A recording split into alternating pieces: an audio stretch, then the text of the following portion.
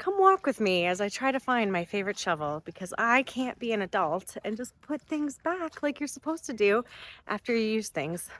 I found one shovel. All right, we're getting somewhere. We're gonna do this project.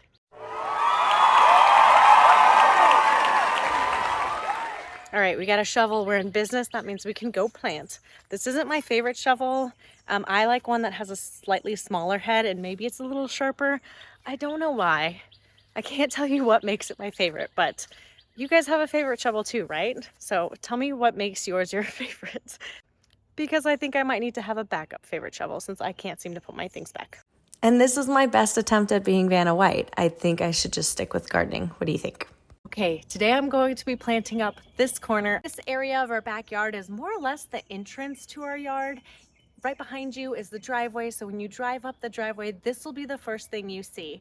This sod here, I don't like mowing, and I don't think my husband will notice if we just kind of sheet mulch it and instead install these gorgeous statement plants that I got from Monrovia. So excited to get these plants in the ground. There's going to be a great combination of winter interest with that gorgeous topiary, and then there's still going to be some fun and blooms with the caryopteris and the agastache.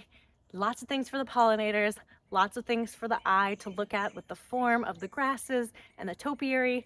So let's get started. So this patch of grass right here, it is zoysia grass, and I'm going to be planting directly in it and then sheet mulching around it. Sheet mulching is an awesome method where you can plant into your sod and instead smother out the grass around it instead of removing it. It's kind of like the lazy, easy way to plant a new garden bed, and that's what I'm gonna do. So my favorite way to plan out a new bed is by bringing the plants home, things that work together and look good together, and then playing basically plant musical chairs. So here's the final layout for this area. Each plant is spaced about 18 inches apart, which gives everything enough room to grow into itself. Also, if I'm able to find some more caryopteris or some of that agastache later at garden centers, I can pick that up and add to this area and create a beautiful drift. But for now, since I have 5 plants, I'm going to be planting 5 plants. So here we go. So the first step is going to be removing the sod from the planting hole where we're going to put the plants. What I do is I take the shovel and kind of go around the perimeter of each plant and dig in so that I know the width that I need to remove.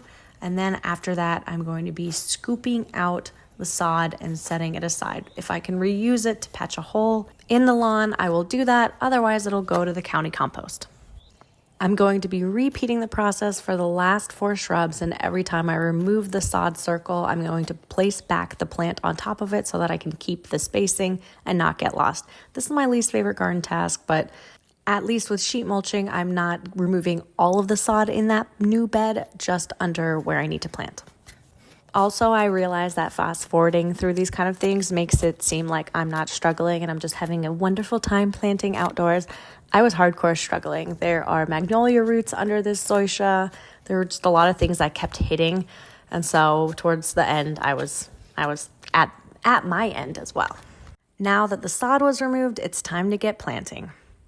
The soil that these plants have been grown in is very different from my native soil, which is that Georgia clay. So what I'm going to be doing is knocking off excess soil and mixing it with my native soil before planting. And then I'll also be adding in a starter fertilizer to help get things established and reduce transplant shock.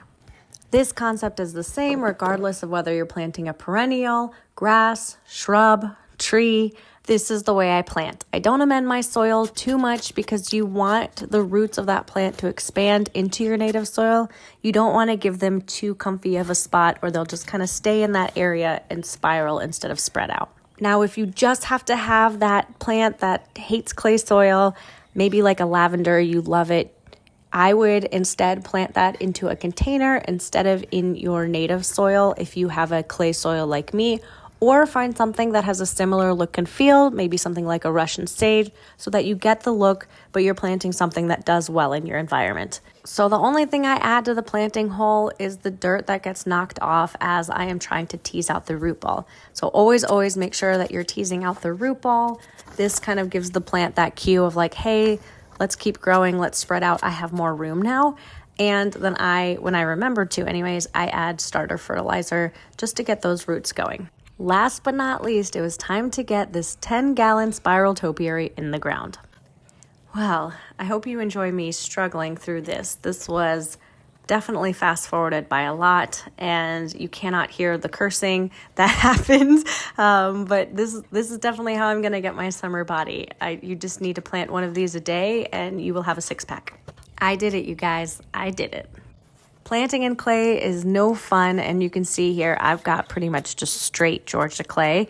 What I will say is that if you time planting to after a rain, the clay softens up and it's not as bad of a job. I want to take you down here and show you, just like with the perennials and anything that I plant in clay soil. I planted this, like an inch above soil level. And then what I'm going to do is just take the soil and build it up to the roots. This way we've created a tiny little slope here to aid in drainage. Oh my gosh, I'm clearly not in tip-top garden shape anymore, but I think I got it in the ground. One important thing I wanted to call out is that with shrubs like these, once you get them in the ground and make sure the roots are happy, you also want to make sure that they are plumb. I think that's the word. Basically, they go up and down in every direction, so that later you're not looking at a crooked topiary, because that would just, well, if you're like me, that would drive me nuts. But if you're more normal, then lucky you. Y'all, I'm so OCD that if there was a way to take a level to this, you know I would, but there isn't. So instead of taking a level to this, what I'm going to do is call for reinforcements and see if my husband will take a look. So what do you think? It's crooked. It's crooked. Like this? Yeah. We just moved the soil down there. Who? There's some soil down there. Who's we? I'm moving the soil. I said just let me.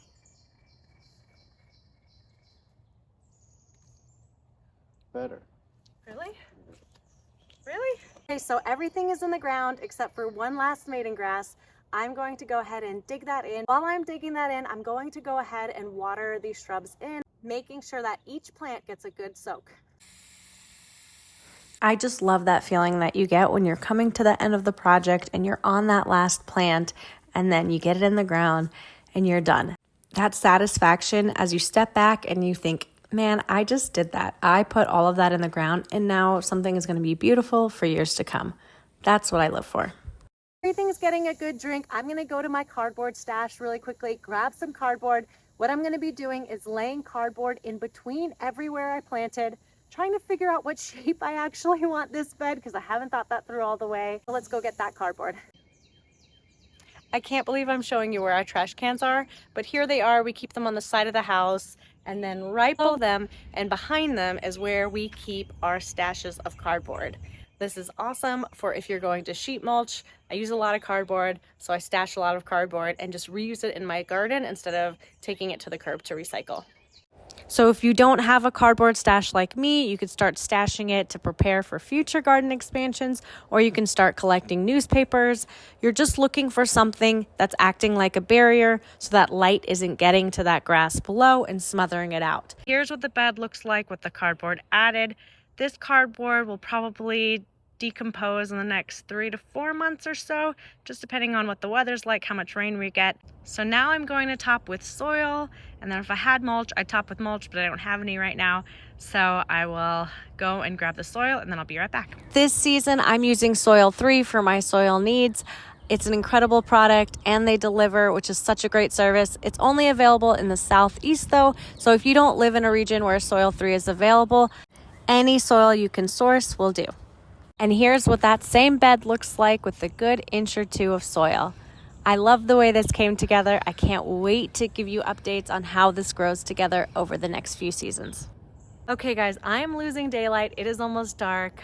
Normally I'm always saying how I wish there was smell-o-vision so that you could smell the beautiful fragrance of whatever that's blooming in my garden. Today I am saying thank goodness there is no smell-o-vision, because I'm spent, I'm beat. I'm going to go inside, go wash up, grab some hot tea and some Bengay, because it is a Bengay kind of night.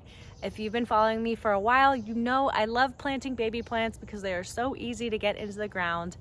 This is not a baby plant, but you can see behind me, there's instant impact. It's just so gorgeous, and I'm so grateful that I was able to plant this in my garden. If you haven't seen, all of these plants are courtesy of Monrovia.